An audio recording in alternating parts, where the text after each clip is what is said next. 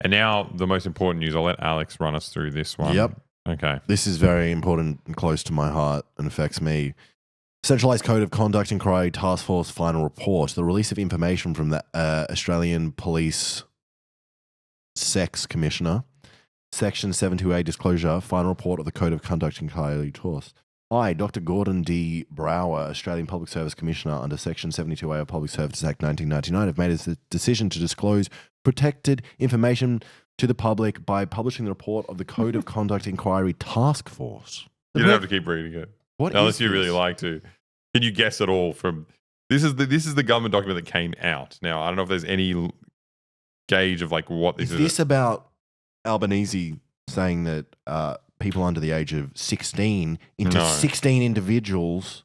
No. So 16 individuals is a clue. No, it's not a clue. It has nothing to do with what it's about.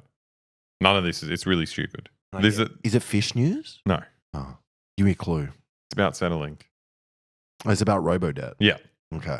But it's just I have no idea how to read this. Like I read news articles. And I tried to go to the initial actual government press release of what happened, and it's just insane. I'm just like, who are you writing this for? You're writing it so people have no idea what you're talking about. So for anyone that doesn't know what Robodebt was, it was Centrelink is just provides money to people in need, whether you don't have a job or you have a disability, and there was a thing called Robodebt where they introduced a new way to kind of speedline the process of giving people money or taking money from people, and a lot of people were sent very large bills or because they were like, oh, you've been fraudulently receiving welfare, or falsely they were saying we were mistakenly sending you money for the past 2 years, so you now suddenly owe us $21,000. Yeah. And a lot of people killed themselves because they're already at the bottom, and suddenly they're like, well, now I got to make up $20,000, which I can't do. So it's like, well, let's say for me, and so people killed themselves because the government outsourced. This.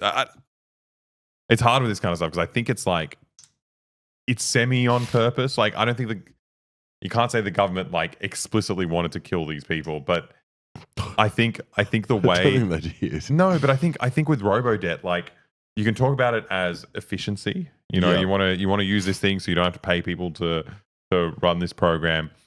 But I think also the whole push for efficiency in welfare and stuff like that is a push to make welfare worse. 100%. They don't want to pay as much money into this thing. It's annoying to pay for people. So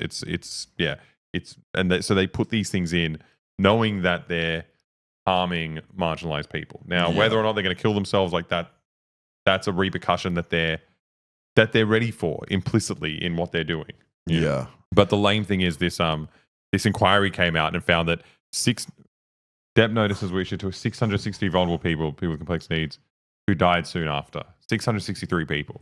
I would say the government killed them. And that's the fucked thing. It's people that are at the very bottom who are on Centrelink, it's even if you don't say they didn't write in their suicide note, oh, I killed myself because of this. It's no, obviously more stress in your life. Yeah. When you're already not coping. It's horrible. But dealing with Centrelink is crazy. Absolutely crazy. Yeah, it's already hard enough. And it's so demeaning. Job seeker is the worst. It's horrible. Well, it's like you live in a system that is dysfunctional, right? You don't have there are more unemployed people than there are jobs available, but for some reason, to get this kind of welfare in a system that doesn't work, you're meant to be applying for a certain amount of jobs a week, jobs that don't exist, or if they do, they're you're moving out to Townsville somewhere to it's like my mum. It's she's looking after 5 fucking annoying kids, and they're like, no, you have to get a job anywhere. And then she's like, well, how am I going to look after my kids? Yeah, it's no, it doesn't matter. And now you have to be a cleaner 2 hours away. It's and for all you know, your kids could grow up to be contributing to society, valuable YouTuber. Yeah, it's crazy. But anyway, this is just bullshit. It's it's a thing that's come out where they've found that 16 people were not following the public service thing when they introduced Robodebt. It's not about these 16 people. No. It's just a whole political project of austerity. It's just the idea of it existing. Yeah, exactly. And it's not like Robodebt's this crazy new thing. They're constantly trying to defund these things, right? And people are going to die as a result. And that's That's the bargain that they're making. They'd rather save the money. They'd rather give it to fossil fuel companies and all their rich friends than to people who are literally going to die. Probably was 666 people, but they changed the number to not look like human sacrifice ritual to capital. Yeah, it's exactly what it is. What was the number? 667? That's crazy. Oh, man. If we could have saved just one life.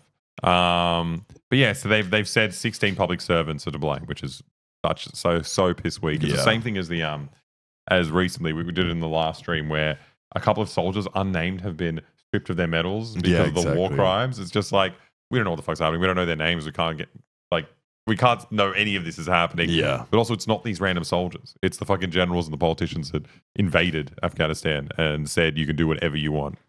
Kill as many kids as you want. You have to eat your news before you get your pudding. Exactly. He's like, can we play games now?